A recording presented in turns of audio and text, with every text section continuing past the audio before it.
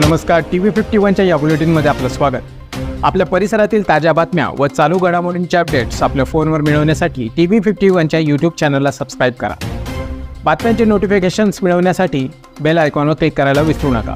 लातूरमधून मोठी बातमी समोर येत आहे। लातूरच्या चाकूरजवळ आज दुपारी 1:15च्या सुमारास एसटी बसचा भीषण अपघात झाला। या अपघातात 36 प्रवासी गंभीर जखमी झाले असून त्यापैकी 6 जणांची प्रकृती अत्यवस्थ आहे।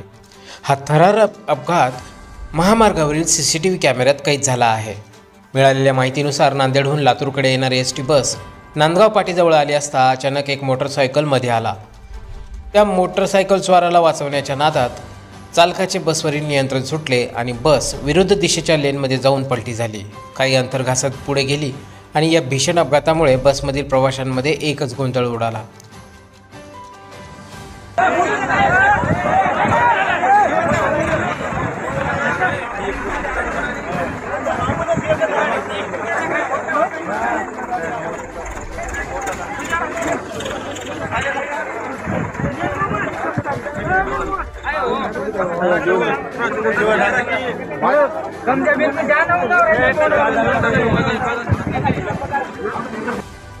बसमध्ये एकूण 48 प्रवासी होते, त्यापैकी 36 जण गंभीर जखमी झाले आहेत।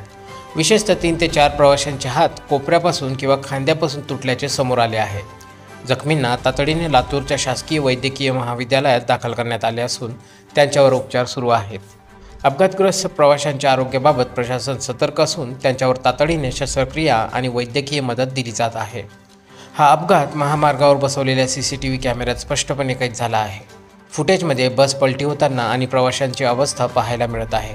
या अपघातामुळे महामार्गावरील वाहतुकीचा सुरक्षेचा मुद्दा पुन्हा ऐरणीवर आला आहे।